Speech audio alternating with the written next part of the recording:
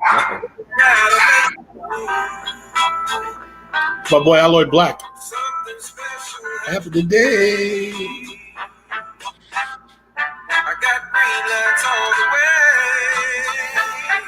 Man, I'm in a good mood. I'm in a great mood. You know why I'm in a good mood? Because I get to talk sports. And you know why I get to talk sports? Because sports is my love language. And guess what? I'm here once again on a Wednesday night with my crew. Guess what? We're out here letting you guys know this is what you're allowed to disagree, man. You're allowed to have conversations that don't have to end in an argument, don't have to end in insults. You can come here, you can have a varying opinion. So we welcome you. Come here where we're going to go off the beaten path. We're going to talk about things outside of the realm of what basic media talks about. Maybe take a little deep dive, give you your own opinion, not be afraid to talk about it. And the beauty of it is, there's a couple of us here, so we all come from a different angle. You know, so you're always going to have a new perspective on what we talk about. So we're going to take a second. I'm going to welcome everybody. Look, share, like, and definitely comment, man. Chime in. Let us know what's going on your end or what your thoughts are on what we're talking about. We definitely want audience participation. You can catch us on YouTube at the Dropping Dimes podcast channel under the Sports is My Love Language podcast. You could also catch us live on Facebook on our group page and our individual staff pages. So let me start off by this. I want to introduce my man, Petey Pablo, a.k.a. El Schefter. He gets the news before most of us. He's going to let you know what's going on. We got my man, El Colombiano, Javito. What's going on, Javito? And we got my man, a.k.a. the Devastated Sixer fan. But he's here to join us today. All right, ladies and gentlemen, first and foremost, we're going to start off. A lot of NBA action, man. Tons of NBA action. There's a lot of thoughts. Winners, losers, people that underperformed. Patrick Beverly came out and said some things. What are your thoughts on that? We're going to go all in. Petey Pablo, what are your thoughts opening? Let's talk about what are your highlights of the playoffs so far? I'm going to have to be a prisoner of the moment, but I think it was just Luka just whooping on the freaking Suns, man, on that Game 7. I mean, out of all the things that you would expect or think might happen or could happen, I think a lot of NBA fans thought, Phoenix at home, number 1 seed, Game 7, Booker, Paul, they should be able to win this game. Some people were saying they were going to whoop them, beat the crap out of the Mavericks. I mean, I wasn't sure about that, but I was one of those that thought, they'll win this game, because it's just Luka, and the role players haven't been playing well on the road for Dallas. So to me, I mean, it's that. I mean, it's just that ass whooping that Luka dropped on him, and just the strategy that Jason Kidd took, against them, and just said we're going to attack them, especially attacking Chris Paul, on the defensive side, make him work, which forced him to not really take quality shots on the other side. All you saw Paul was taking like jump shots as opposed to, how he likes to attack the rim sometimes and things like that. So I think to me that was like the biggest thing, out there. Close second might have been yesterday's game with Miami, just that third quarter by the Heat. How they came out like gangbusters. But for now, I mean, to me, it was just that ass whooping by Luka, which makes me interested to see how they're going to play Golden State tonight. What about you, Akil? What's your big takeaway from the playoffs? Yeah, first of all, I'll start by saying I know you guys haven't seen me in a few weeks. I retired, and now I came back wearing the 4-5. The 4-5. Right here. Look, man, obviously I'm disappointed my team didn't make it there. I think Pablo said it right. Like, you see Luka do a little bit like what LeBron did with that kind of a roster. Just really impressive, man. And then you look at the teams that are left outside of Golden State, and you got the best players being Tatum, Luka, Butler. Now, Butler's a little bit older, kind of wily veteran, but Luka and Tatum, those are two young guys who are certainly part of the future of the league. So that's really exciting. And then the other thing, I think two things. I'll talk about Phoenix in a second, but what Dallas is doing is interesting. I think it's similar to the way Toronto's built their team in the sense that they said, okay, Porzingis isn't working out. Let's just get a bunch of guys who are between 6'7" and 6'10", throw them on the floor, switchable. They may not have the best, they don't have star power, but you do have some shot making with Brunson. You have some shot making with Dinwiddie, and just spread the floor on people. And then if you have somebody as good as Doncic, I guess spacing is actually, we all know how important it is, but what they're doing with really one all-star, remarkable. And Luka, the stat I saw that one of you guys put up was unbelievable. I mean, more points than Booker, more assists than Paul and more steals than Bridges in the series. That's nuts. So that's what I'm excited to see what he can do. If he can get them to the finals, that's remarkable, man. And see what he's going to do there. And I'm also excited to see. I thought when I watched the Heat play the Sixers, I actually thought that the Heat weren't as good as I thought they were.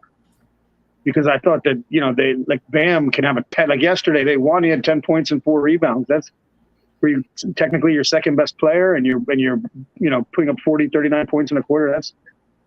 That's interesting. So obviously there is something to their system as well. They have 8 undrafted players on that team, so player development obviously is next level down in South Beach. But I like Jimmy Butler. I don't know many people who don't. Like, he's easy to root for. So even though they beat the Sixers, I'm happy to see him ball up, and I just don't like the Celtics. I don't have any. The Celtics are a likable team too because they're scrappy. They seem to be humble, but obviously the franchise isn't something so they're hurt, right? They have a lot of injury now. Yeah, they were missing 2 of their guys. Yeah, and Marcus Smart is the guy that you're going to put on Butler a good amount too. Yeah, Horford is on a safety protocol, so COVID probably. Yeah. He's allegedly not vaccinated, so it's probably gonna be one more game. I think. Supposedly speculating maybe game 3. Yeah, but Smart should be back though, hopefully, just to make it a better. I think that'll be a great series. I hope so. Avito, what are your thoughts?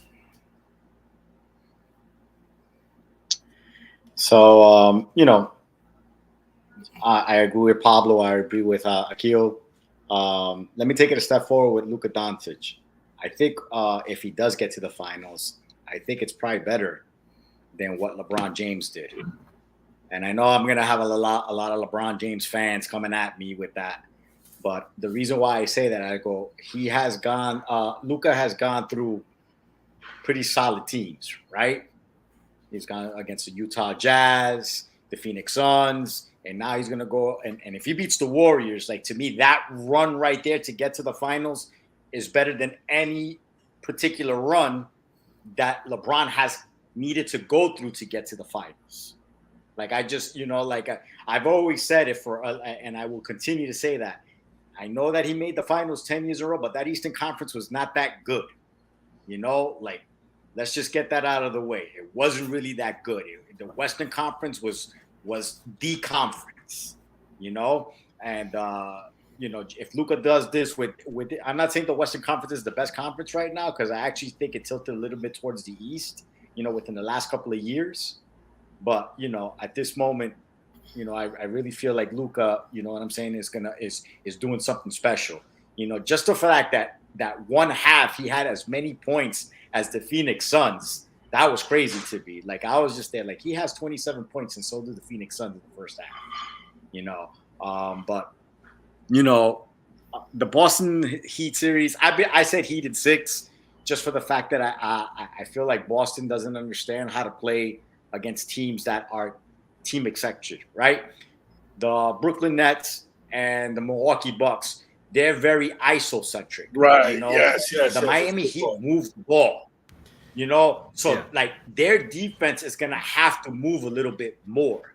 Yesterday it showed that they're not gonna keep up. I get it. Marcus Smart or Horford wasn't there, but they got to do that pretty much, throughout four quarters, right?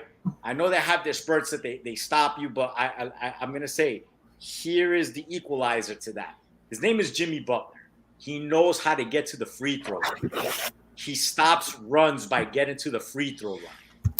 It's just, I look and I say, a lot of these should be play-ons, but he gets the benefit of the doubt from the refs, and there's nothing we can do about that. We could just yell and scream like, "Oh, that's not a foul," but he gets them. How many free throws he shot yesterday? 16? Like, that's what he does. He stops runs with just getting to the free throw line. He slows the game up for the Heat. And then the Heat get into a point of knowing how to play team defense as well.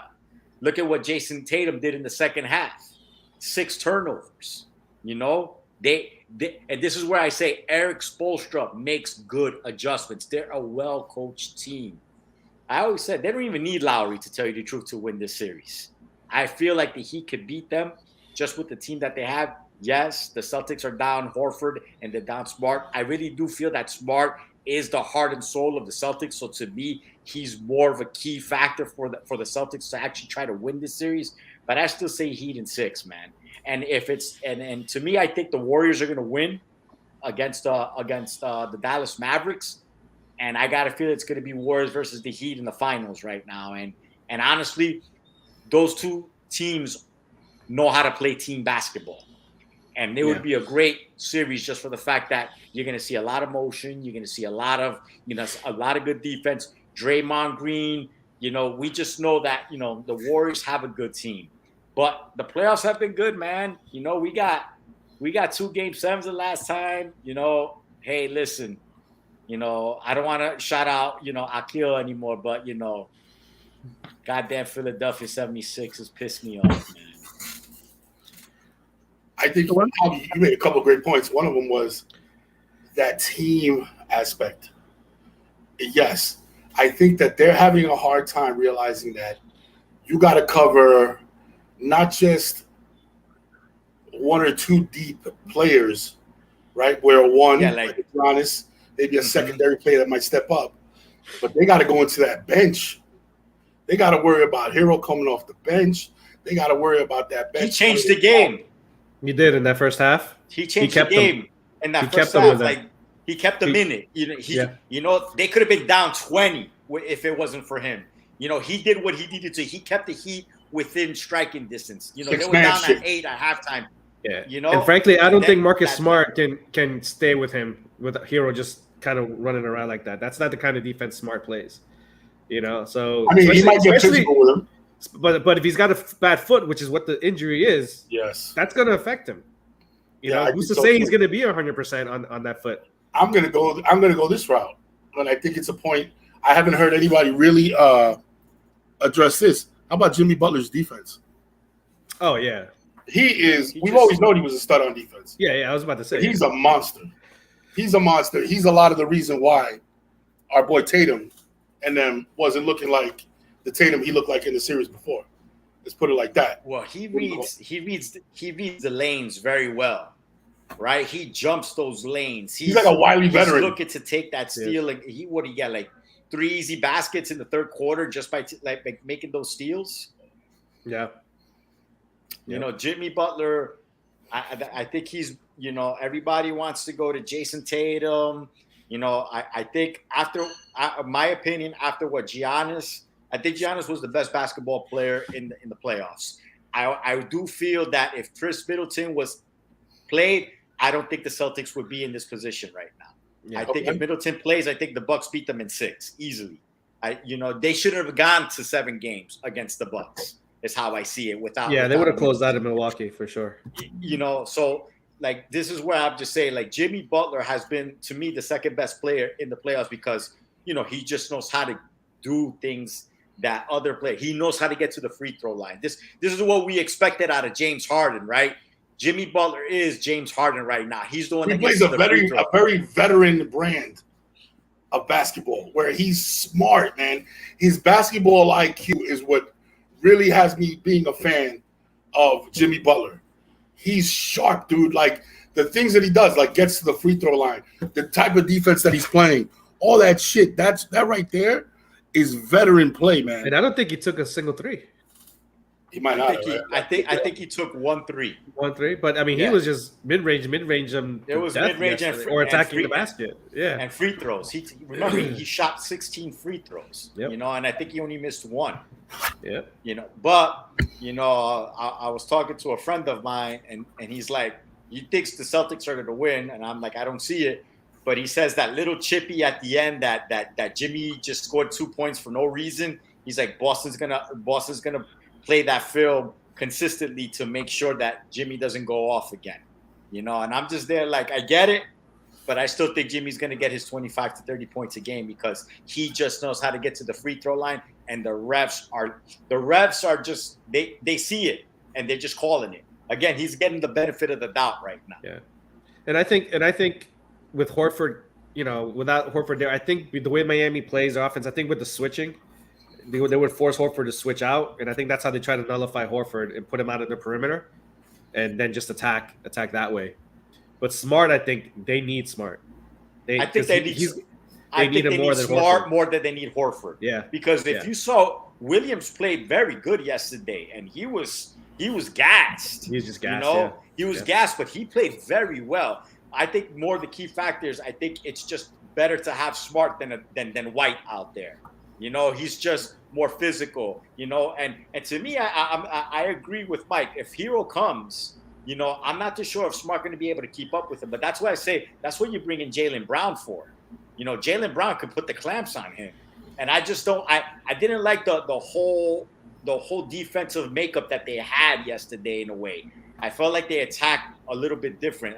Jason Tatum should be on Butler most of the times. Yeah. You know, because you saw that Butler was on point, but Jason Tatum made it difficult for him. So it was just Butler's game yesterday. Who knows if those shots go in the second game? So I think, like, you know, I forget his name, the head coach for the Celtics, but he's got to primarily make sure that he has Tatum on Butler, because Tatum's just a little bit taller, you know, and has the size to kind of like take on, because Butler's strong. You know, if he's going against, let's just say Marcus Smart or White, he's just that's just barbecue chicken all the time, man. Mm-hmm. For sure. So, speaking of barbecue chicken, what do you call it? Our man Patrick Beverley was on I think his first take with Stephen A. I can get up too. And straight went in on Chris Paul. Now, there seems to be two sentiments. One sentiment is that he hasn't earned the right to talk about Chris Paul that way because of Chris Paul's accolades. Then there's another part that says, but is he lying? And I don't want to say he confirmed it because I don't want to put words in his mouth, but I know Matt Barnes went at Beverly for saying that and said, you can't talk like that. But on the other hand, Steven Jackson, who's more of a player like Patrick Beverly, kind of co-signed it and was like, yeah, you know, like, I'm not mad at what he said. I'm just not sure he should have, you know, he's a player, you're not playing journalist or whatever. So I'm not sure. I'm very interested to know your thoughts and what stance you guys taking. So Pablo, what's your thought? Well, there's a third part to that, is that there's a history between those two. Yes. So that's why, to me, that's the bigger part. So I take it with a grain of salt. You know, in the way he said what he said, right, in the tone and the level of, you know, context or tone that comes out of his voice. However, you weren't wrong about the basketball part of it. And one of the things that he said is kind of what I said earlier at the beginning. They just attacked Chris Paul. And they say he's 37 years old, injury prone, you know, history, blah, blah, blah, you know, all that stuff. And they just attacked him because they didn't think that he could handle, you know, that type of attack on him. So from that perspective, I agree with him, but he just doesn't like him. He doesn't respect him for whatever reason. You know what I'm saying?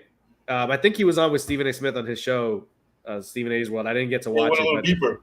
But I think they went deeper into it. So I'm not gonna act like I know why, but you could just tell that there's something more than there. And Patrick Beverley's a guy that just will tell you what he feels. He don't care. He'll tell you what he thinks, whether he likes it, someone or not. You know, even throughout that whole commentary, he's like, you know, when they were talking about James Harden and his max contract, he said, "That's my boy." You know, so that's why you kind of say, well, yes, of course he deserves a super max. Logically, he doesn't. But he said, that's my friend. So you already have some context to, well, part of what he's saying is that's his friend. And then then whatever his basketball or business logic is for him to get it. But I just that's what I took at it like that. I don't think he was wrong, but I know that he was adding a little more oomph to it because he just doesn't like him. AK, what are your thoughts? What do you think about I think as far as Harden with the Supermax, even Chris Paul, he didn't talk about his money. He didn't talk about anybody's money. I think, you know, when you're in the league and you're still in the league, it's a little bit different than when you're the commentator who's not in the league anymore. Yeah. So I think he wasn't going to, you know, they asked him directly. He didn't bring up, I'm going to give him the Supermax. Yeah, exactly. So, you know, that is what it is. I hope he's right as far as the skills aspect of it. I mean, I don't know about Harden, man. And number two, even if he gets healthy and has a really good regular season, who's going to trust him in the playoffs next year? Now, Doc went the opposite way. He normally plays too many players in the playoffs. This year, he overplayed potentially Harden and a couple of those guys, right? So, that's what I think about them. For the Suns, I think they're going to be really good, and I think they're going to continue to be really good. I think the secret's out that you want to push Chris Paul to the left.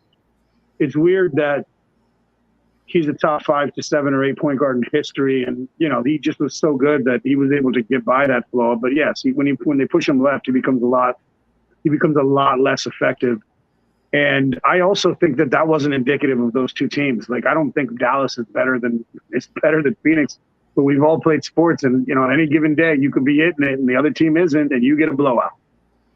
So I think that was an outlier, that game. I don't think Dallas is better than Phoenix. If you match them up 10 times, I'm taking Phoenix 7 or 8 times, despite the fact that Luka's next level.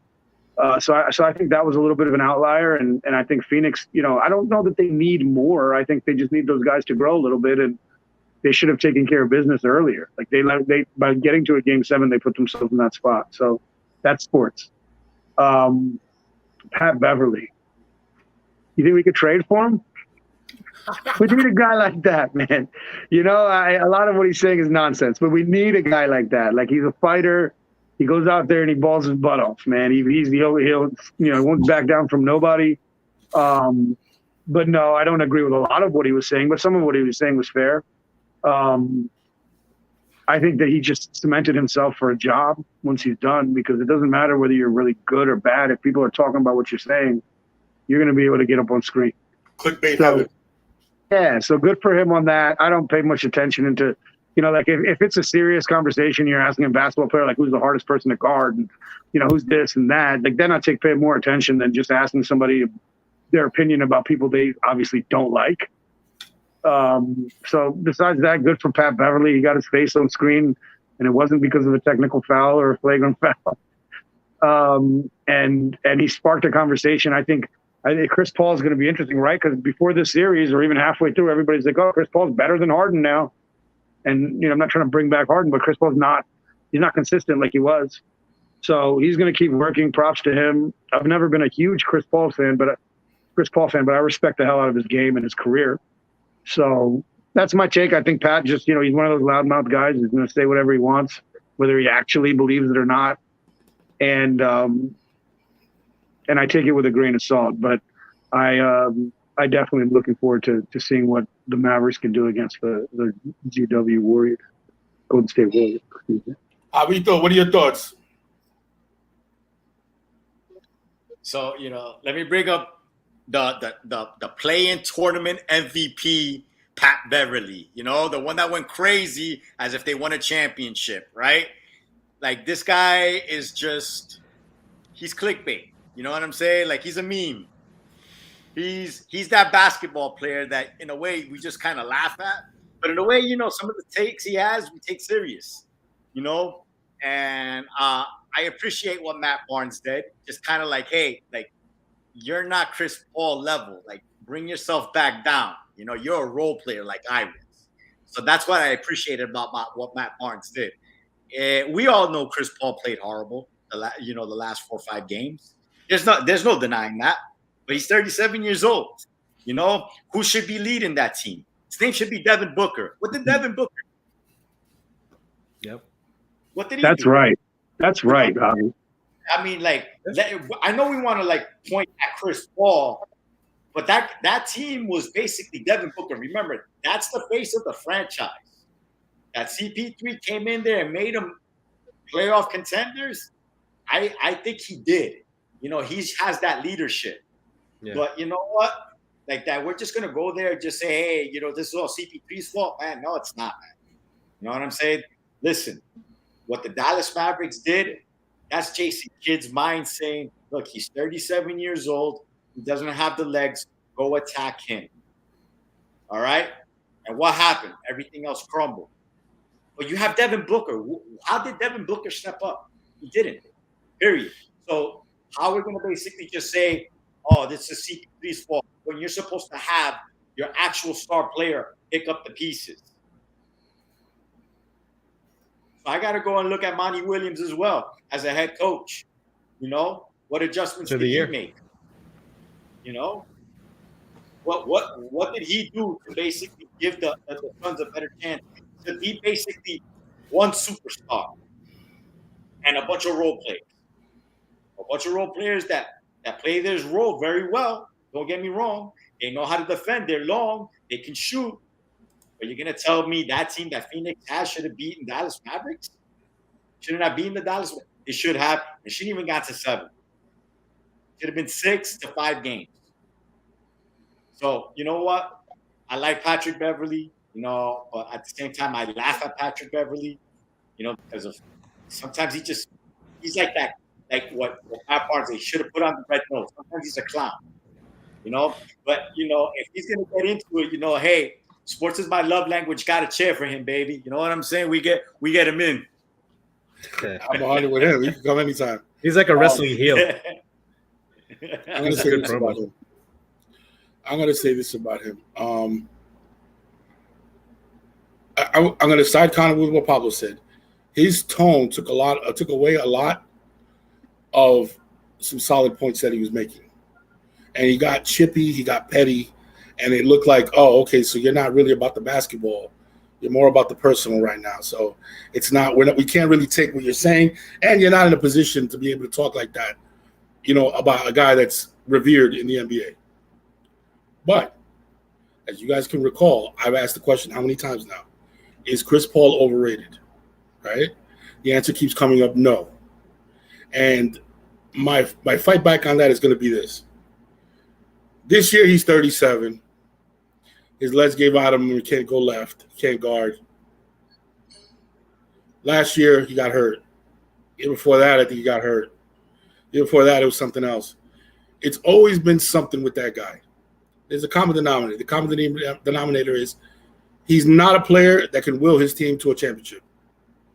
Whether it's because he's hurt or whether because he just doesn't have it on a given night. He is not that player.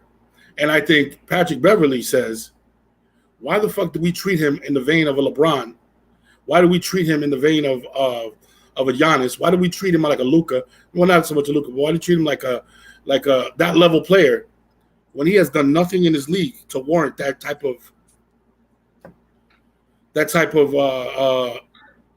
respect? Yeah, respect, admiration.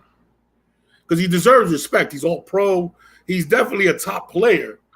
But is he in the elite category in the NBA? No, he's not. Because in order to be in that category, you have to be a single player that can will your team to win. He can't do that. He never has. And I feel like Patrick Beverley, that irritates the shit out of him, that other players get called out, like a James Harden. And I'm not defending James Harden, but gets called out while a player like, gets a pass for some reason. And I always wondered that. I'm like, why is he not, when Carmelo was still in the league? I would ask myself. He still is. Paul is looked at, yeah, but not at the level I'm talking. I would ask myself, how come Carmelo? Disrespectful. How come Carmelo? That's disrespectful. Yeah, right? How come Carmelo's not getting the same heat? I mean, how come he's not getting the same heat Carmelo got? The answer was, he didn't play in New York. Oh, okay, all right. How come he's not getting the same heat? Think of a superstar. Think of somebody we consider a superstar in this game, right? And when they fail, Russell Westbrook, James Harden. Yeah, tell me the difference. The difference is he has more of a complete game than any of those guys, so he can. What is his complete game gotten him? Tell me what his complete game has gotten him. Results, right? Tell me the results. The results are the same. The results are the same. I got what you're saying. So you're saying he's not 1A, right? Right. He's never. All right, but he's never was supposed to be the 1A. Yep. But he gets treated like that's the beef. The beef is he gets treated like 1A. I don't know. He's supposed to be their fourth best player. Yeah, I'm just having a hard time understanding because I've never viewed Chris Paul at the same level as LeBron James. Me neither. Or Kevin Durant. No. But remember, who's Patrick Beverley talking about? He's not talking about. But that's Patrick Beverley, a perennial backup point guard. No. What we're saying is he's talking about the referees and he's talking about the media. And he's saying, hey, why does this guy not get the heat that other players get? Like, why does he get the pass? That's the question. That it's within the context of this conversation that I'm making these remarks of Patrick Beverley. Why is it that and you look back and you're like, you're right. He's not a LeBron. He's not a Steph Curry. He's not in that category yet. He gets calls like he is. He's a first ballot Hall of Famer, Mike. He is, but that's not the argument. The argument is why does he get treated like a superstar today within these games? I mean, I don't know what I'm missing. If you guys tell me if you kind of seen the same, Javi and AK. I've always seen the notion people in the media after playoffs, when Chris Paul gets hurt in the playoffs, you see, he's not available. He's never available in the playoffs. I've always heard that narrative about him in his career on the playoff side, which I can agree that if you want to say he's not a championship point guard, I will agree with you. I would still say he's a Hall of Famer, like AK said. So I'm trying to understand is where wait. So let's compare it. LeBron misses the playoffs. It's the story of stories. But that's LeBron. There you go. And then that's the argument. The argument is why does he get that same? You could say LeBron got a pass. How many topics have there been about LeBron didn't produce this year and they didn't make the playoffs? And nobody's giving LeBron a hard time. I mean, they're giving LeBron a hard time about the team he put together in LA. But generally nobody's like, oh, that guy can't play anymore. Right? Like, and you have the number 2 guy on that team, or 1A should be your number 1 pick. Should be your center, who's a top 5 center in the league, and you drafted number 1 overall over Trey and Luka. Yeah. And then after that, it should be your Mikal Bridges, your first team All NBA defender, plus averages 17, 18 a game. Chris Paul should be your 4th best player. Now, Beverly's saying that they should have pulled him and put in Cam. Maybe they should have put in Cam because he's younger, he's more explosive. They needed to do something, and I guess you could give. I think Monty Williams is a top 5 coach in the NBA. So He's good. So I don't know. I mean, I guess I was just missing that because I've always heard the flack on Chris Paul about the playoffs. Always. No, I think he's benefited from being in small markets where he doesn't have the scrutiny. He doesn't get the vitriol from the press. In my opinion, and that's why I agree with Patrick. I mean, he got it in LA. He got it in Houston. That was the only time he was really challenging for a championship was those 2 teams. In Charlotte, he wasn't doing shit. Or New Orleans. I got to go back to what Javi said. Get him shipped out. When Javi said, Jason Kidd probably told his team, play me like the league played me when I was with it. Play Chris Paul like the league played me when I was with the Knicks. Oh man, point guards can last, man, because they can last longer generally because they can run the floor still, things like that. Okay, so we talked about that. We talked about the playoffs, NBA lottery, man. What are you guys' thoughts? How deep do you think this draft is even going to be, man? 4. I think after like 5, it's a wrap. Not even 4 personally. For me. I think it's really 4 players. But that's I'm not even really too enthusiastic about Chet Holmgren, really. Like, I mean, I saw him play. I know he has game, but if he doesn't grow, if that body doesn't get bulked up, I just don't see it, man. I mean, to me, it's Jabari Smith. That's I think Orlando should take. That's all I see right at this. Ponchero could be good too. Maybe, yeah. Yeah, Ponchero could be good. He has good IQ. Don't get me wrong, but to me, it looks like it's Jabari Smith, man. He looks like his body's just ready at this moment, and he's got a shot. The league is different too. Look at the best players in the league. They were like Giannis was drafted 14, 15, 16. Dame Lillard was drafted in the back of the top 10. George in the back. Like, you can get guys that we don't even think are going to be nasty who will end up being nasty. Like, this, I think it's a little bit different when you don't have that number 1 or 2 John Morant or somebody you think like a Zion is going to come in and kill it. Like, I agree with one of you guys that said what would have been the difference if the Knicks got the 5th or 6th or the 10th, 11th. Granted, there's a difference, but they could still hit. Even second-round players. I mean, Donovan Mitchell was number 13. You know what I'm saying? That was weird that round. Year. That was only because he played an extra year, I feel like. All right, moving on. A lot of news in the NFL. A lot of big schedules came out. A lot Bradbury. Yeah, no one cares. So, thoughts, guys. Let us know. What are your thoughts? First things first, let's talk about the schedule. What games are you excited about? I know Monday night schedule came out. Thursday night schedule came out. What matchups? I saw the Thursday night. I'm going to start. Thursday night Amazon schedule. Let me tell you something. I counted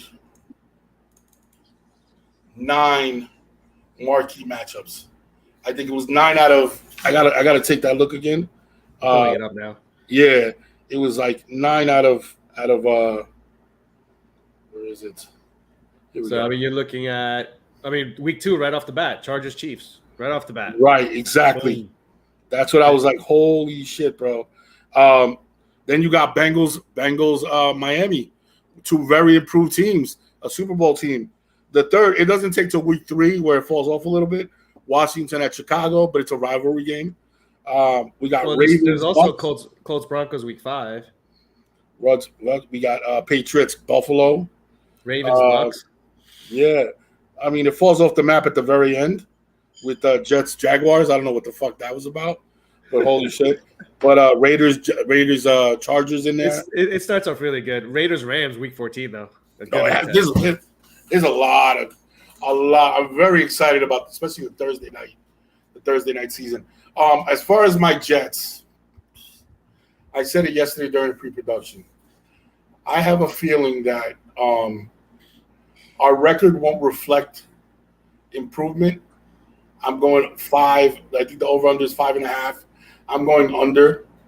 We start off heavy with the AFC North, which is loaded and we're not prepared for. We're going to start rookie cornerbacks. Our defensive pass rusher was out last year. He's coming back, so it's going to be new to him.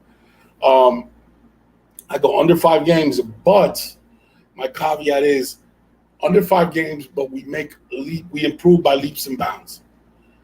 I know a lot of people are like, how does that happen? We show heart. We play hard. Wilson takes the next step in his progression as far as completions, as far as taking advantage of this new wide receiving core that he's going to have, which is actually going to be a very decent wide receiving core. He's going to have offensive weapons, so those numbers all should go up. So my over-under is 5 wins. My under is 5 wins for the New York Jets, but showing vast improvement and taking a step in the right direction for the following year to pick up an early draft pick. Pablo, Giants, what are your thoughts? Well, real quick on marquee matchups for me. I did mention a couple of them, but I think for me, Rams and Rams Bucks are playing again. Packers and Buccaneers are playing each other. So the 3 bigs in the NFC, right? They're all gonna end up playing each other. I even think the Rams and the Packers play each other too. So I mean, I'm looking forward to that matchup. Rams and Bills to kick off the first Thursday. That's just some crazy matchups. As far as the Giants, so logically looking at the schedule and assessing, the overall teams, the line at 7 wins sounds about right for them.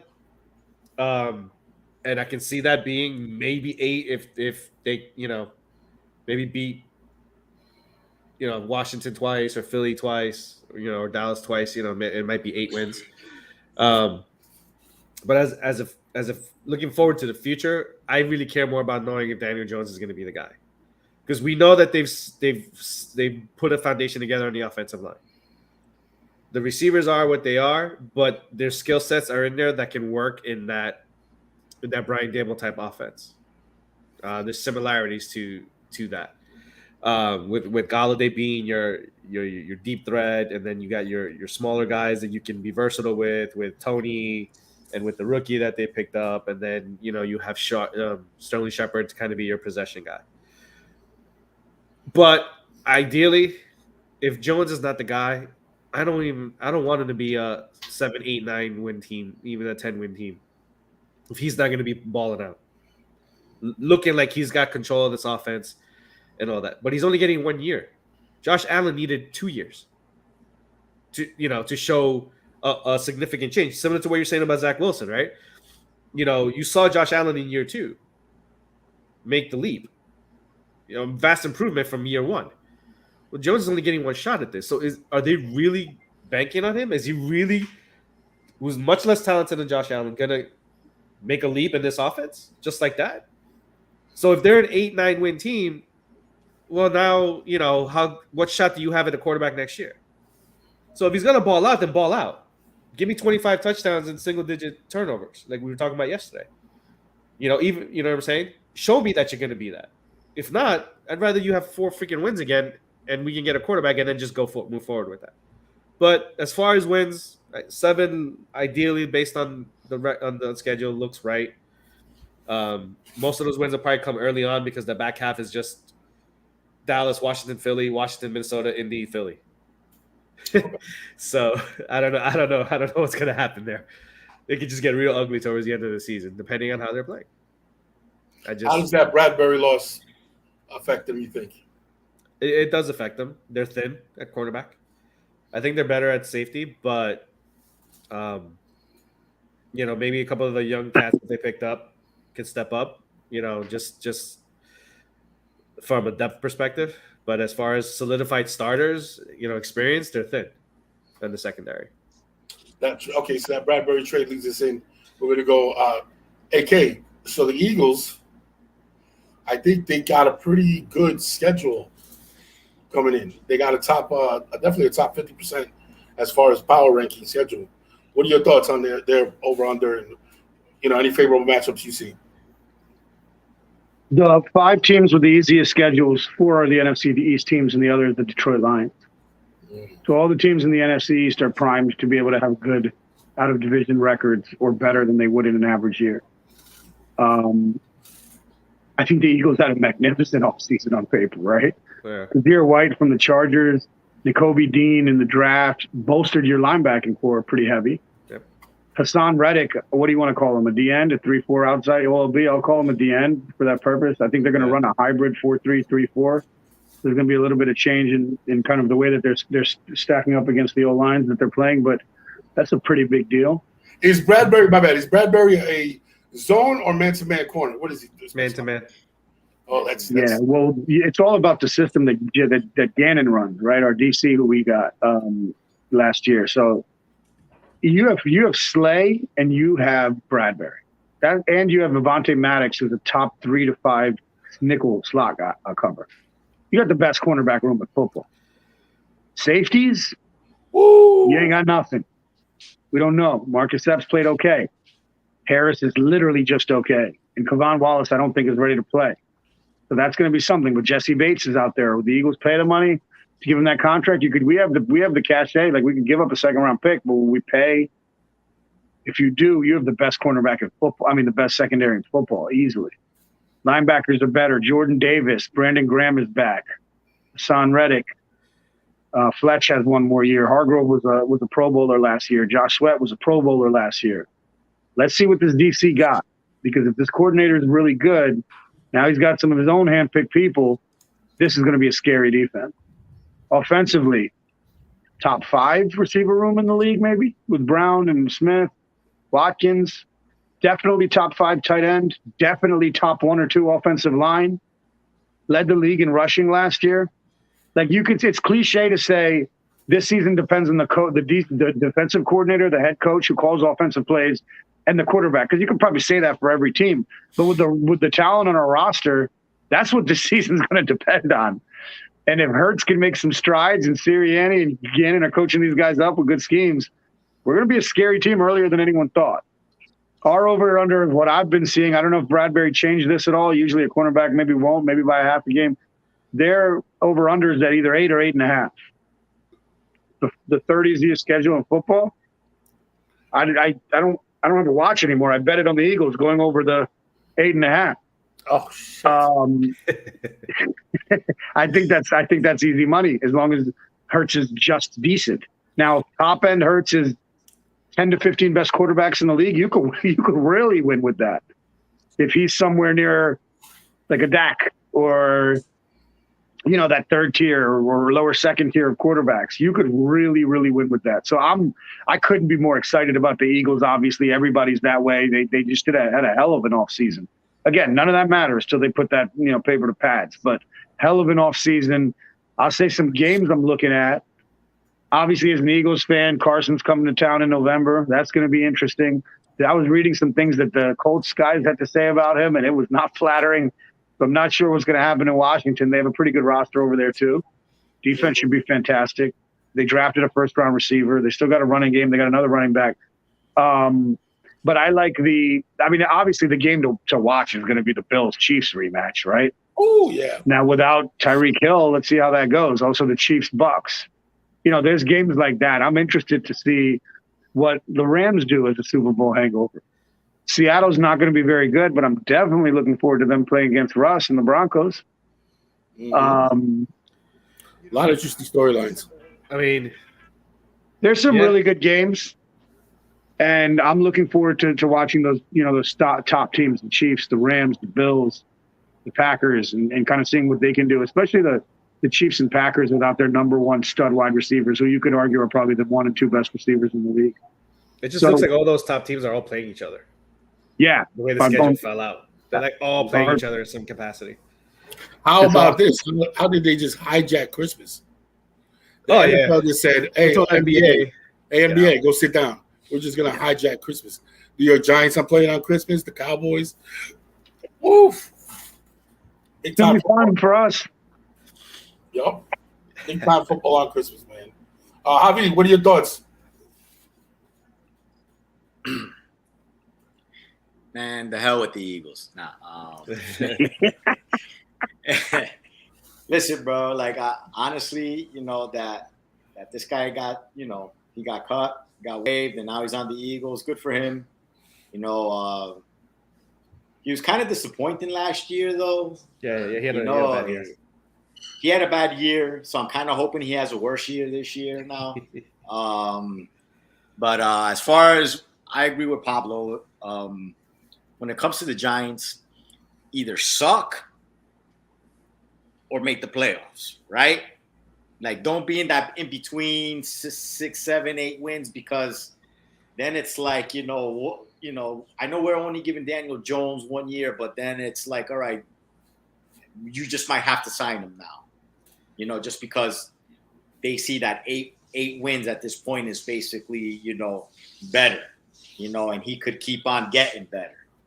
But you know what? I'm not a big Daniel Jones fan. Do I want him to succeed? Obviously, I do, just because he's on the Giants. But, in a way, if he loses his job throughout the season, I think that would even be better, because then it's easier to go into next year, right? Yeah. Instead of playing a whole season, and you're kind of like 4 or 5, like just cut it right there in the middle of the season, or week 10, 11, and just, all right, you know what? You had your chance. Tyrod Taylor, take over the rest of the season.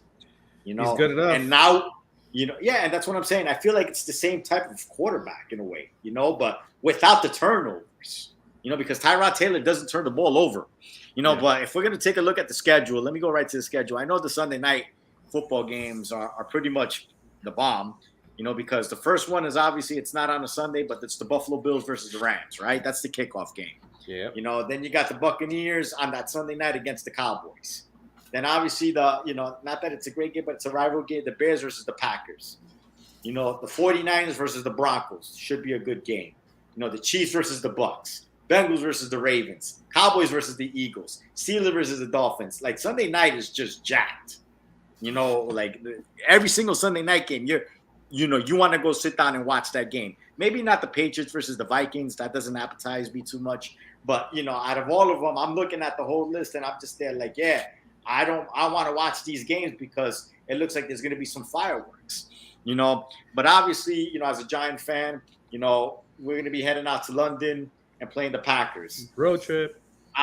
Here's the one win I want Daniel Jones to get, because I was so wrong about Aaron Rodgers, man. That guy's a fraud, bro. Playoff fraud. He has a take on Aaron Rodgers that I have on Chris Paul. Yes, very similar. Like this, man. Like, the thing, it is. But at the same time, Aaron Rodgers has won a Super Bowl, right? So he has that. But I think we expected more than that just one, and that was 10 years ago. Like, he hasn't gotten to the Super Bowl since then. And you've been multiple MVP, always have this great regular season, but come playoff time, something always happens. There's just something, like, he just doesn't. I mean, last year was like, I'm like, damn, man, come on, man, like, prove me right, because I always said, nah, he's better than Tom Brady, he's better than this guy, he's better than that guy, and I'm just there like, now you put something in my head that I'm probably gonna look up. is what were his stats in all those playoff games that he got eliminated in? Like, how did he play? Well, last year, I know last year, yeah, he was terrible, but I'm just curious as to those NFC Championship games in the past. Like, how did he play? You know, what did they get? You know, I gotta go think back and look at what was the score.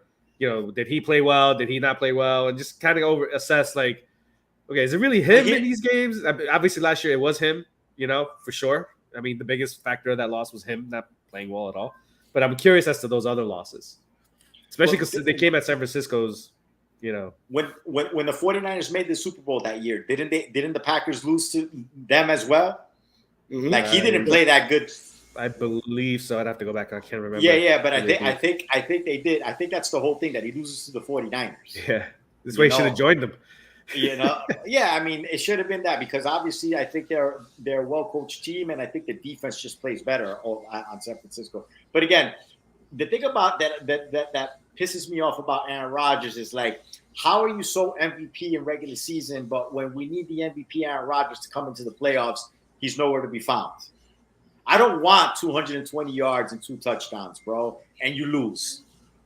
You know, I want to see 300 yards, 3 touchdowns, and you win. Like, I've seen him do it against the Cowboys a couple of times, that he came back and made some crazy throws, you know, but he hasn't done it against the 49ers, and he didn't do it against the Buccaneers the year before that.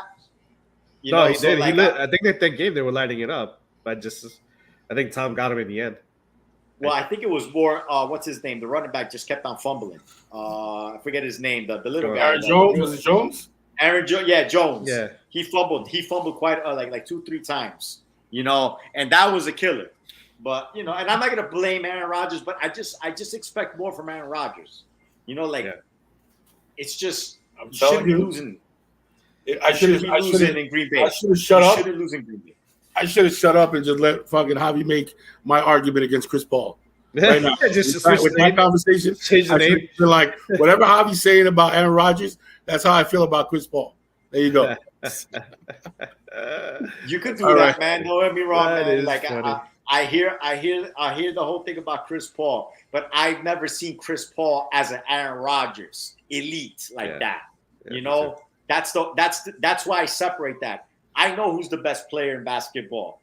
And Chris Paul is not even top 5. He's not even top 10. Aaron Rodgers is a top 3 quarterback, and usually he's number 1. And he can't go, and he can't do nothing in the playoffs, man. He doesn't get. Look, man, if you would at least to get to another Super Bowl, then I'd probably say at least he got to 2. Then he's got 1. And that was 10 years ago. Like 13, 14 years ago. Okay, guys, so we're gonna move on. I got a topic, something a little fun to play with. There's a player in this time-space continuum that you can reach back and grab him from the fabric of time and bring him to today's day and age and put him in any sport. Who do you think would have the same amount of success or more in this day and age? Pablo, what do you got? Yeah, I was kind of back and forth on different sports and things like that, and I kind of have 2 in the same position, which I took the NFL, 2 wide receivers. Given the nature of the rules today, 2 totally different players physically. But I think Jerry Rice and T.O., based on today's NFL rules, I think would even be better with their stats. Because of, you know, the calls and all that they give them. I just think T.O. would be physically more dominant on the corners. And I think Jerry Rice, with the way he just runs routes, he would just have his way with a lot of DBs today. Because he was never the most dominant athletically, even then. And there you could get knocked in, you could get your head knocked off by those guys, by the DBs and the safeties and all that. I just think those 2 guys, in their own unique ways, would just have their way with a lot of these defenses in today's NFL. And I know T.O. hasn't been long gone, but it was still a little bit different NFL then. It wasn't the offense that it is today. I really think those 2 would just tear it up. AK, who do you think? I'm going to go quick because I want to name a couple of people. On football, I think Reggie White. Like the way that the pass rush is so important now, and I'm going to venture to say I don't think that the left tackle position is as strong as it was a generation ago. I think he would just run crazy, and I'm sure you guys are Giants fans. You can probably say the same thing about LT. Yeah, Just from a do-it-all linebacker position. But I think Reggie White would certainly be somebody who would annihilate offensive lines today if he did that. I think in baseball, and I'm a Phillies guy, I want to say Harper, but I actually think Scherzer is so nasty that he would be nasty anywhere. And like that guy, he's just next level. In hockey, there's a guy named Connor McDavid. He's just fantastic. And so, I also think would be nasty in any time, in any place. And from basketball, I mean, I think most of them would still be nasty in back in the day, but LeBron would still be LeBron in any generation he played in. So those are my quick kind of each sport hitting. What about from the past? And you have to bring them forward. Who would you bring from the past forward? Other than sorry, LeBron's still playing. Excuse me. So I think it's a cop out to say Jordan, right?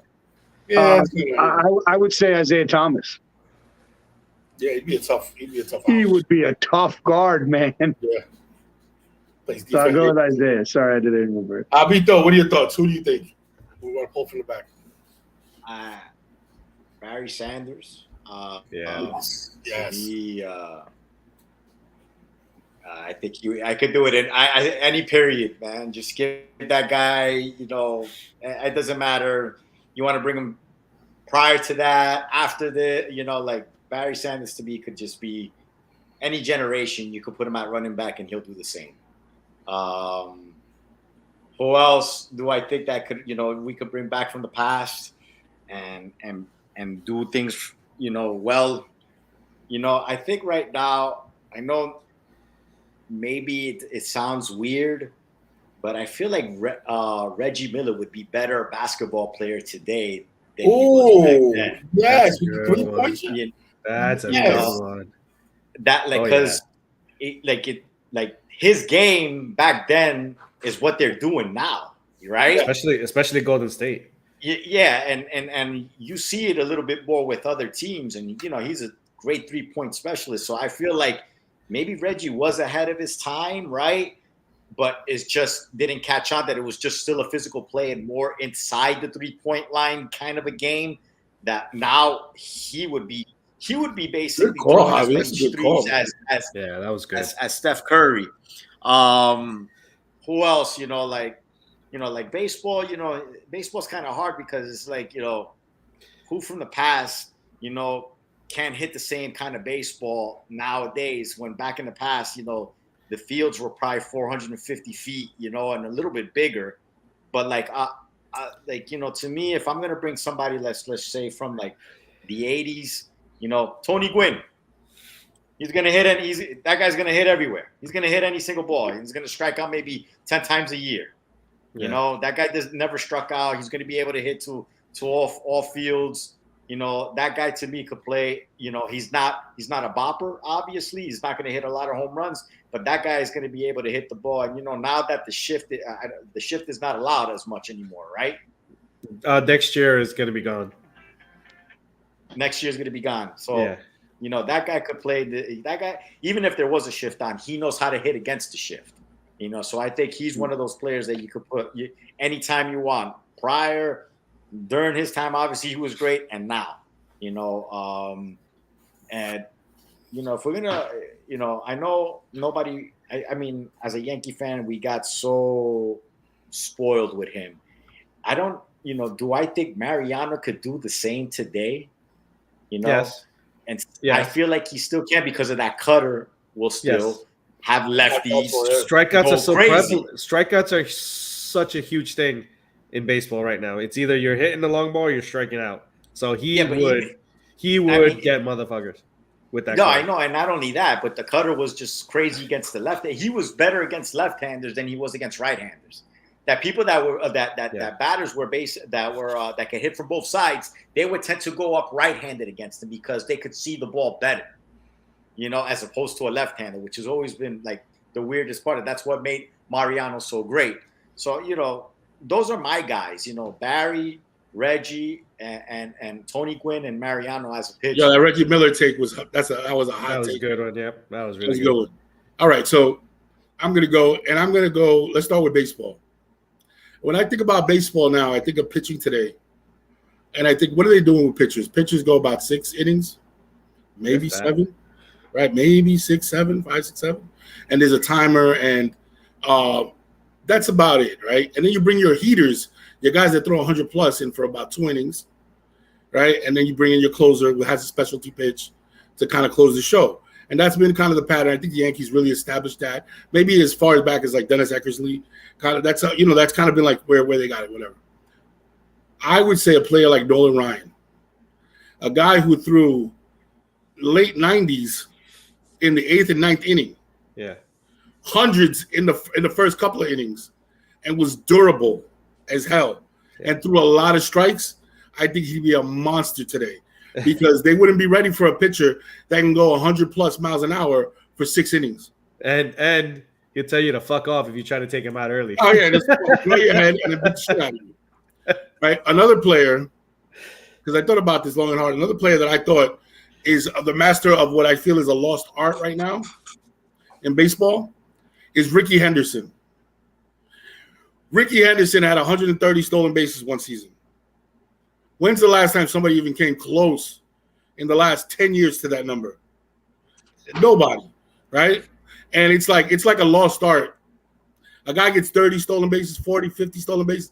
You're like, yo, this guy's he's a specialist. He's a beast. Dude, Ricky Henderson today could account for a run and a half easy a game. Easy. And that's a lot for a what do you call it? A leadoff hitter. Yeah. Plus he had over 100 something leadoff home runs. That guy's a monster, bro. I think Ricky Henderson would definitely be successful, and he can play the field. In football, my easy answer was LT. I felt like he revolutionized the position. He can cover, he can run, he can do it all. But I'm going to go with a player, right, that I felt was the precursor to a lot of what we saw later on that we see today at the running back position. Jim Brown. I'm going to call a player Roger Craig. Oh, San Francisco. Roger Craig, to me, in my opinion, was one of the first players that was equally as dangerous catching the football as he was running the football, right? And on a team with that many weapons, he still put up some numbers. Not Hall of Fame numbers, unfortunately. But he was the precursor. He's the first running back that I would say, and if you know another one, by all means, but to me, he was the first running back that was as dangerous running the ball as he was receiving the ball out of the backfield. So to me, Roger Craig would be a monster this day and age, because he'd essentially be doing what Christian McCaffrey does.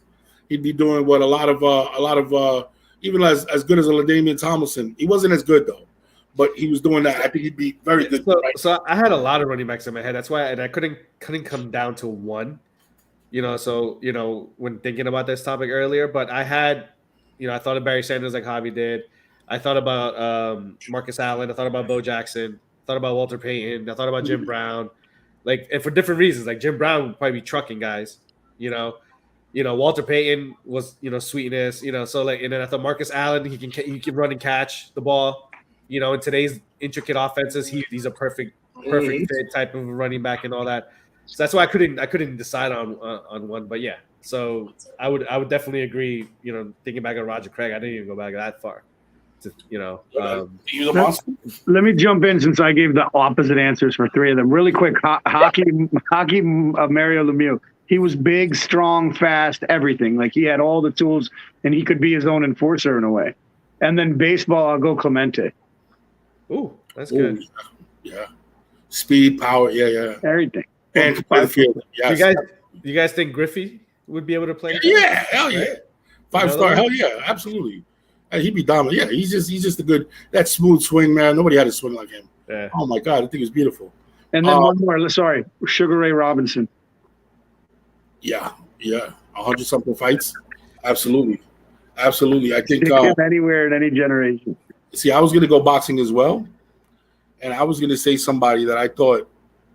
So this guy, to me, he's the most underrated boxer in the history of boxing, and he played the unfortunate position between two greats, two legends, right? He got stuck between them, so he got lost in the sauce. But if you look at his record and you look how dominant he was, and you look at his skill set, he moved like Ali, his feet were like Ali, like where because he sparred with him all his life. He had a stiff jab. He could take a punch because he fought all the big punchers. I would say Larry Holmes. Larry Holmes, he's done. Yeah. Larry Holmes later in life, when he fought Mike Tyson, he was done. He was washed up. Yeah. But that 1982, 83, 84 Larry Holmes was a fucking problem for anybody. Anybody. And I think today, like if you put him up against, let's say, a Tyson Fury, I think would beat a lot of people. Right? I have a lot of respect for him. But I also believe that Larry Holmes has the jab, the movement. He has the technique. And he has the one thing that I don't think fighters today have. And again, this is the argument with George Foreman, with all them. And I agree with you when people make this argument. And it's the reason why I think the obvious answer would have been Muhammad Ali. And this is the reason why. Muhammad Ali could take any fighter in the history of fighting into deep water and drown him. There's places that man was willing to take his body that no fighter to this day that I've watched, not a Julio Cesar Chavez, not a Floyd Mayweather, not a Sugar Ray, not any of the greats that I've watched in recent years that are willing to do and take their body. He was willing to. He would take you. That's why I say, when everybody gives me the argument about Ali Tyson, I've seen Tyson quit. I've seen him give up. I've seen him when he couldn't get bullied and say, all right, I'm done. I've never seen that happen to Muhammad Ali. So I think he's the obvious choice that you can grab him. But my second one, the guy that I really admire, is a Larry Holmes. I think he would do well. Frazier took his body to those levels too. Yeah, yes, absolutely. You're absolutely right. Frazier did. Always defending Philly. Listen to him. Yes, no, he did. I just felt like physically there was times where he just couldn't compete. Like when he was up against Frazier at Foreman, yeah. He couldn't have it. Too big of a size difference. Yeah, he just couldn't. Where Muhammad Ali had that combination where he was just big enough. Ali was tall. Yeah, he wasn't a small guy. He was a small guy at all. He was Mike Tyson fought heavyweight at 5'10", 214, 220 in that range. Muhammad Ali, for much of his career, later on when he was, using the rope and dope and all that, he was somewhere in the 6'2", 6'3" range, and he fought somewhere around 230. Yeah, 25, 230. He was a big guy. He wasn't small, man. He wasn't small. So yeah, those are my guys for the sports world, bro. But I found it really interesting. One last one I'm gonna throw at you guys that I want to hear, only because we put it up on our Sports My Love Language group page. Whose career would you rather have? Aaron Rodgers or Ben Roethlisberger? Oh shoot, I think I missed that. Who do I want? I think I would say. Do you want Super Bowls or do you want MVPs? Yeah, but here's my thing. That's basically.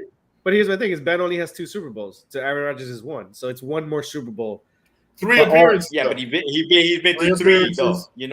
Okay. And he was the game winner of one of them. Okay, so we're really 1 extra Super Bowl, 2 extra appearances, and a big. He's never had a losing record either, right? And he's never had a losing season, right? No, he's a winner.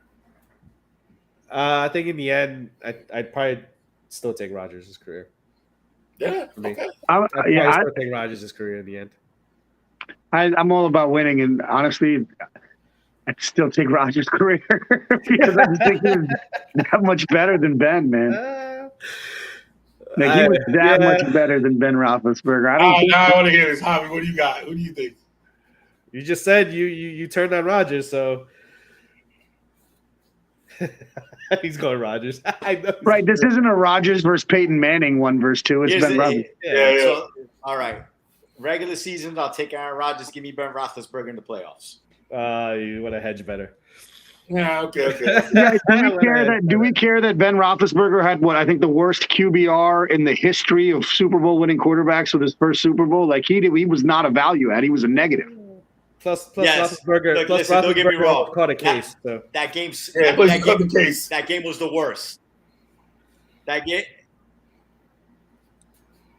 Yeah. I'm gonna go Aaron Rodgers. Come on, man. Commercials. We gotta add the totality. It's the totality of the situation. Was Ben Roethlisberger ever the best quarterback in the league? No. Was he ever the reason they made it and won the Super Bowl? I don't believe so. He was never the actual guy that led them there. Their defense, they had other positions, their coaching. There's a lot of reasons why they got there. I'll never think that anybody pointed the finger and said, Ben Roethlisberger willed them there. So, no. He doesn't have any Super Bowl MVPs, does he? No. And that's strange for a quarterback, especially one that won 2. Yeah. And then you have, I'm not going to ignore the off-the-field shit. I'm not going to ignore the off-the-field shit. I met a guy from Pittsburgh, and I know I'm just throwing some bullshit out there, but I met a guy from Pittsburgh, and no bullshit from he was from Pittsburgh, and we were talking. No, I'm lying. I'm sorry. He went to Miami of Ohio. That's where he was. He's an older guy. Went to Miami of Ohio, and he goes to me, and again, he could be full of shit.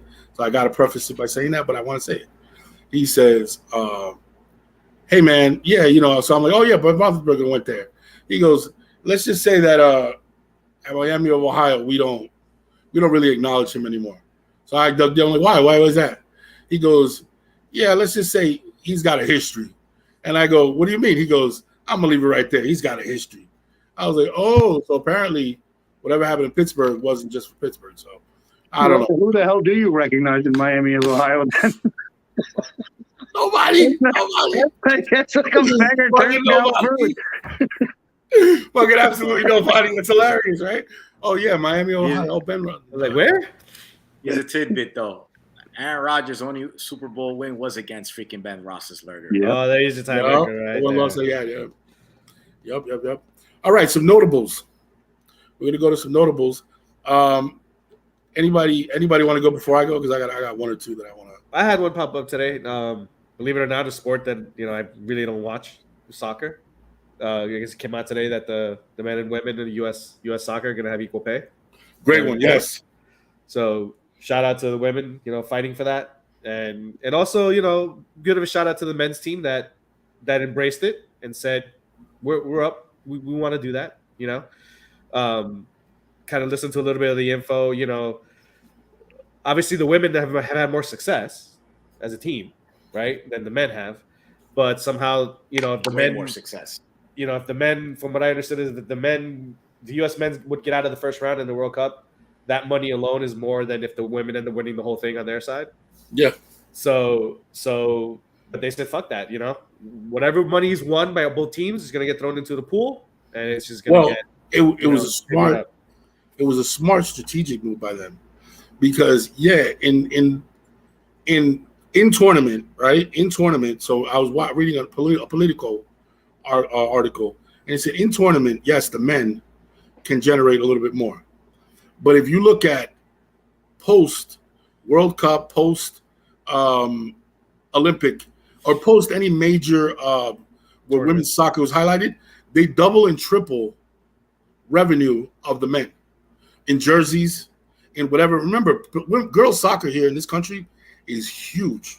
Yep. So is boys soccer. It's getting big, but girls soccer is huge. And they say that after these big tournaments, so the men's league, what they're doing is, it's not as noble a situation as we might think, because over the long run, that's the reasonable. I mean, they don't have to, because they could just keep the money, but in the long run, they will actually make money off of women's apparel, off of women's deals with Nike, because those things are growing, and they expect even the TV deals for women to increase, because they're a world powerhouse. You know what I'm saying? The World Cup is coming, the Olympics are coming again, and that's when they shine. It's what people get confused with, I feel like, is they confuse league play. Like league play, MLS, yeah, they don't make a lot of money in their league. Their league doesn't, but that's not what these articles are talking about. They're talking about national teams. They're talking about U.S. soccer. Yeah. Right. These national teams are different, Go ahead, Javi. I know you got something on this. No, I mean, I'm cool with it. You know what I'm saying? The women have been a powerhouse, right? They won World Cups, so that they're getting equal pay on the national level. That's great. But I know when they touched on it on the group, I know at club level it's never going to happen.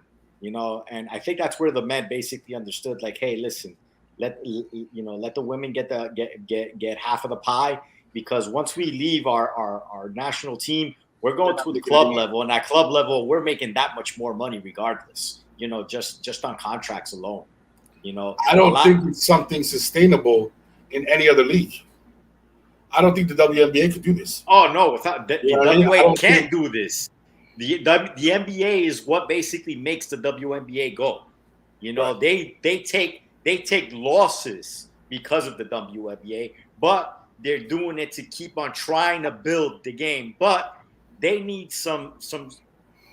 I don't know. I don't know who their marketing team is, but you know what? And I don't want to be a chauvinistic guy over here, but the men are the ones that are basically making the marketing. That's why men make more money, right? You know, now you need these women to be in charge to basically figure out ways to drive avenues of making money for these women. Because you know what? Again, I think the WNBA just started. Their season just started. But, you know, like, I'm not looking to go watch them play, man. And you know what the crazy thing is? The most important piece of the WNBA has been Brittany Griner being in Russia right now. Like, yeah, that's like, kind of crazy, right? Like, that's kind of like more of why we're talking about the Oh, Brittany Griner's still in Russia. She's not playing. You know, while they are playing, and I'm just there like, I couldn't tell you who won this past week, you know. But it's definitely never going to be sustainable at this point for other leagues. You know, I know the other big league is the WNBA, but it's the NBA that's basically chipping in to keep that league afloat. I heard. Tell me if it's true, Javi. I heard in Europe though that the premier clubs have women's teams that are becoming a little popular. They do. Yeah? They do. Yeah. Like Brittany Griner is in Russia because she plays basketball in Russia. No, talking about soccer. Oh yeah, they do too. Like Atletico Madrid has a women's team, and they draw crowds. Barcelona has a women's team. Real Madrid has a women's team, and they have those tournaments. You know, and those, they make money over there. You know, like, there's a soccer league here for women, but they don't make the money that they make over there. Yeah, because like, it's about the crest, right? You know, the team. Yeah, man. That, you know, obviously, because like, you know of Barcelona when you know soccer. You know of Real Madrid. You don't know. I don't even know what the team names are over here in the United States. You know, yeah. And it's more marketed. Like, you know, the big names go out to Europe to go play soccer. It's just proven. I'm gonna go watch a Miami FC game. What Lionel Messi comes in 2023? You heard about that? Yeah, he might be doing. I heard about that, but I heard his camp said that that's not true. So what who knows what the truth is? David Beckham put out something saying that it was just hearsay. People ran with it, but what he's trying to do, because he wants to own a soccer team, and he's looking into Miami FC as part ownership. So he's going to do the things when he's in his twilight year. I don't think it'll be 2023. I think it'll be more like 2027 when he's on the back end of his legs, like every other soccer player has done. Come over, do a year or two of kind of like, you know, show his face to the fans, and then become part owner, sit in the booth. Yeah, Javi will be there. Me too. Yeah. Shit, man, I passed by that stadium. I was like, yo. I've been to one game in that stadium, and that's to watch Colombia versus Honduras. I still haven't seen an Inter Miami game, man. I heard the Orlando games are good. I heard that's a really good game up there in Orlando. Well, they have there's more fans that go to the Orlando games. Yeah. You know, yeah, they do. And there's more, and Atlanta actually has a big following with their soccer team right now. So it's kind of crazy, you know, that soccer is beginning. Like, you know, there is this soccer, you know, growth that's been happening over the last 10 years. But again, the MLS is nowhere near a lot of European leagues. I'm going to say this, Javi. You know, the Argentinian league or the Brazilian league. No. You know what I was thinking? I was thinking this. You just said something like Orlando, Atlanta, there's some teams. I always wondered why these teams, right, didn't grab small markets where there was no NFL, no real hockey, nothing like that, and place a team there. You know what I'm saying? Like, why don't where there's nothing to do. Like they do. They have those teams. Like who they though? have like Columbus. Like where's Columbus? In Washington D.C., isn't it? Ohio. No, they're it's in deep in Ohio. No, I'm saying I'm Ohio. thinking D.C. United. There's DC United, but you know what? You still gotta appeal to the big cities, right? But there is small market teams like Columbus. I think San Jose has one. Dallas has one, and I think there's Like the WNBA, right? The Toronto WNBA has a team as well. The WNBA should have spread their teams out, not attaching themselves to, well, maybe attaching themselves to a major market, but like literally going to places where people have nothing else to do. You know what I'm saying? And the only show in town is the WNBA. I think they'd be better off. You know what I'm saying? Like you go to like this town, like Oklahoma City, right? Oklahoma City, the only thing they have going on is Oklahoma City Thunder. So their games are packed. Even though it's a weak product, their games are packed every day in and day out. You know what I'm saying? Game in, game out. I think it would behoove them to do that. Find cities that are, relative, maybe in the metro area of a bigger city or the shadow of a bigger city, and place their product there, because then it becomes the only show in town. But who knows? Maybe they know better than we do. I don't know. Yeah. Anybody else? Oh, I wanted to talk notables. There was a big boxing thing going on this weekend. We had Jermell Charlo won the 154-pound undisputed title. The first time there's been an undisputed in the 4-belt era, which is a big deal. That's no other boxer had bothered, maybe taking that extra step to unite them, avoided mandatories to unite the belt. This guy took the hard road. He fought a hard-nosed Harris, where he lost one fight, came back, won it. Then he got Castano to a draw. So basically, he's been fighting fighters that he could have avoided. He could have taken the easy route and still probably ended up where he is today. But the reason I respect him so much is because he took the hard route. He took the Harris fight over. He took the Castano fight. These are guys that there was no benefit in the short term to beating them. There was no monetary gain from putting them on your record. But the fact was, as a pure pugilist, as a pure boxing fan, they were next. They had earned it. He went out there. He fought them. But I'm going to give a bigger shout out to his trainer, Derek James. Why am I doing that? The adjustments that were made from fight number 1 to fight number 2, were as dramatic a change as I've ever seen. Okay? You had a boxer in the first fight that was relying on his length and power and thought that he could put this guy out early, right? And he was swinging for the fences. Not a lot of body work, a lot of headshots, a lot of jabs. Come fight number 2, you get a fighter who's, and it's kind of like counterintuitive because he's 5'11", and you would think that he would fight on the outside. At 5'11" against a boxer that's 5'8", 5'7", 5'8", and he planted his feet and fought on the inside and went straight to the body. They say, what is it Teddy Atlas says? He said, put water in the basement. Bam, bam, bam. And when he finally hit him with a left hook, that was not the result of a left hook. That was a result of a fighter giving up because his body couldn't take it anymore.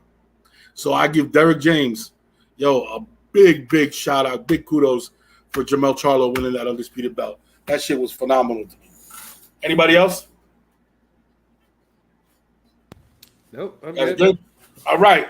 Ladies and gentlemen, I want to thank everybody for joining us, for chiming in. This has been the Sports is My Love Language podcast. Once again, I'm with my boy, Speedy Pablo, a.k.a. El Schefter, my man, a.k.a. Akil, and my man, El Colombiano, a.k.a.